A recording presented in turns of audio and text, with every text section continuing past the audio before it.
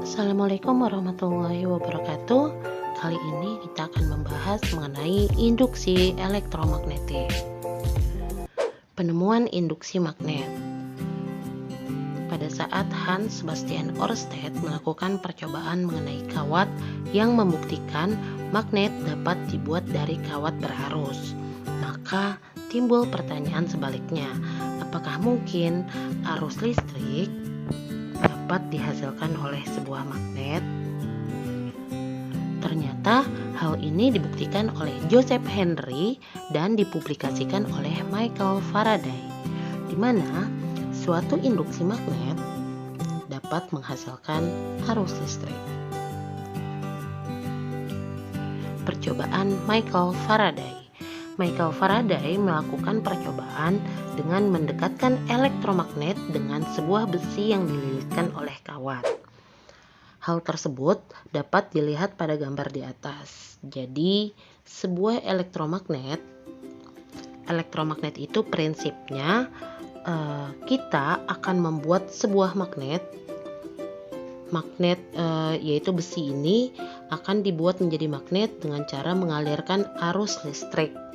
Jadi Faraday melakukan percobaan membuka dan menutup saklar ini. Ketika saklar ini ditutup, maka si batang besi di dalam kumparan ini akan berubah jadi magnet. Ternyata pada kumparan yang ada di sampingnya, yaitu pada kumparan yang ini, pada kumparan yang Y,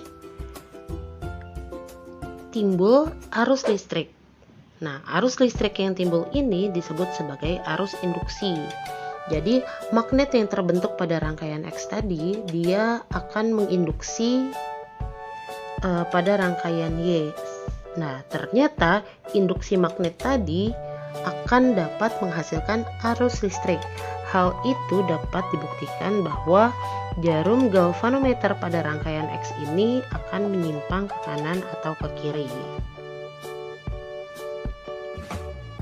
Percobaan ini dapat disimpulkan bahwa arus induksi adalah arus listrik yang timbul akibat perubahan garis medan magnet. Ya, selain menggunakan dua rangkaian elektromagnet yang seperti tadi,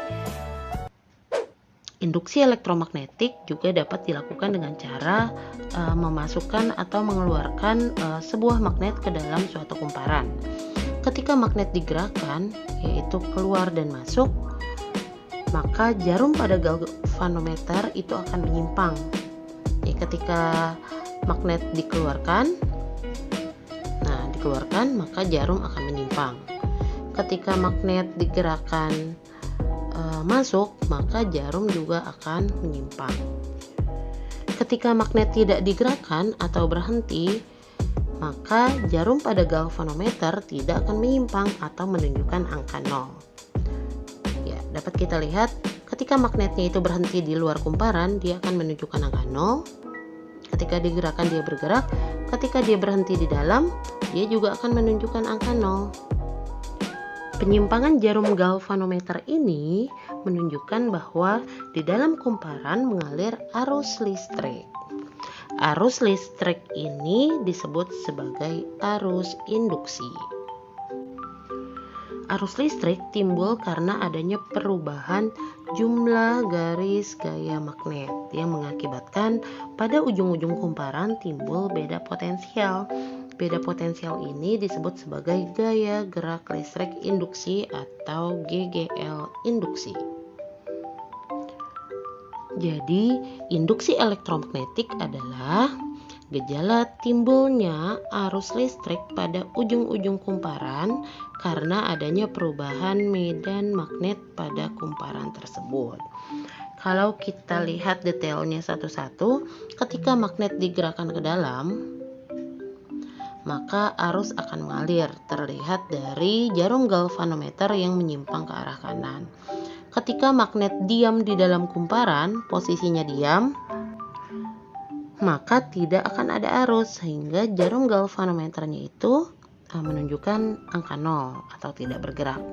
Ketika magnet digerakkan keluar, yang terjadi adalah arus akan mengalir ke arah yang berlawanan, sehingga jarum galvanometer akan menyimpang ke arah sebelah kiri.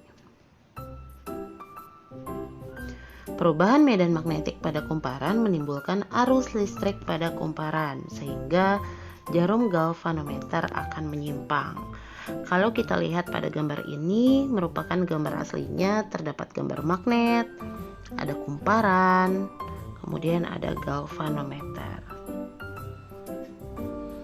Arus listrik yang dapat timbul pada induksi elektromagnetik itu disebabkan oleh perubahan garis gaya medan magnet. Nah, garis-garis itu dapat terlihat dari seperti gambar berikut. Jadi, ketika magnet ini diam, garis gaya magnetnya itu misalnya di sini berjumlah 3 yang ada di dalam kumparan. Ketika magnet itu dimasukkan, maka garis gaya magnet itu akan terpotong oleh si kumparan, dan di dalam kumparan akan berubah menjadi 5 garis gaya magnetnya. Nah, hal-hal tersebut yang dapat membuat atau menimbulkan arus listrik pada kumparan. Ya, kalau di sebelumnya kita tahu bahwa ketika magnet digerakkan keluar masuk ke dalam kumparan, maka akan menimbulkan arus listrik yang dibuktikan dengan menyimpangnya jarum galvanometer. Nah, kali ini kita akan menentukan arah simpangan jarum galvanometer ketika magnet digerakkan ke dalam.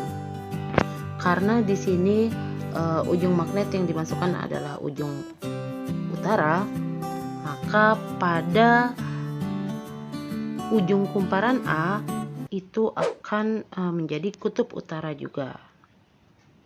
Karena ujung kumparan A didekati kutub magnet utara U, maka ujung kumparan A menjadi kutub utara dan B menjadi kutub selatan.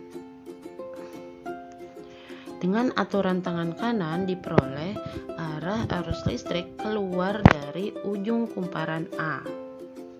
Arus listriknya itu keluar dari ujung kumparan A, sehingga jarum galvanometer itu akan menyimpang ke arah kanan. Kaidah tangan kanan dapat kalian ingat pada bab yang sebelumnya. Jadi kita menggunakan kaidah tangan kanan yang seperti ini, yaitu ibu jari menunjukkan ke arah utara. Yang berikutnya, ketika magnet digerakkan keluar. Karena ujung kumparan A dijauhi kutub magnet utara, maka ujung kumparan A menjadi kutub selatan dan B menjadi kutub utara. Dengan aturan tangan kanan yang menggenggam diperoleh arah arus listrik keluar dari ujung B.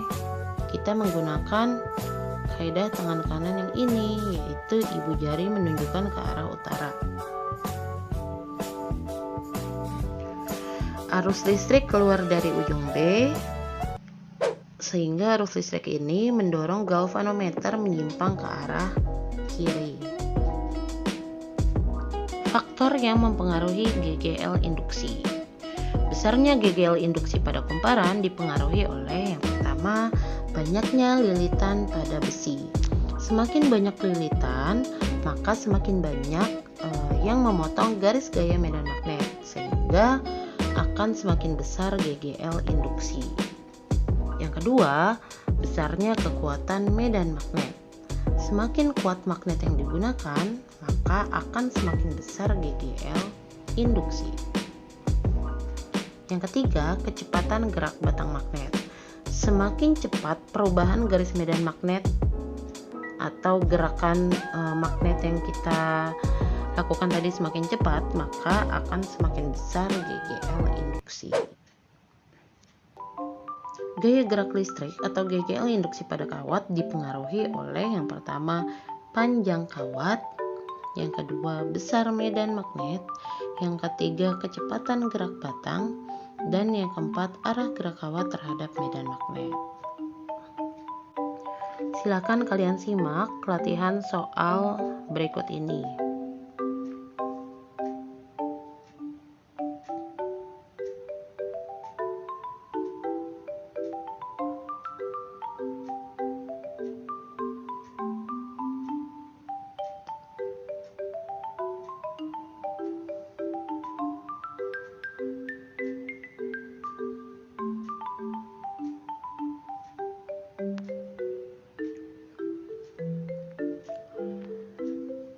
Ya, cukup sekian materi yang Ibu sampaikan. Semoga bermanfaat. Terima kasih. Wassalamualaikum warahmatullahi wabarakatuh.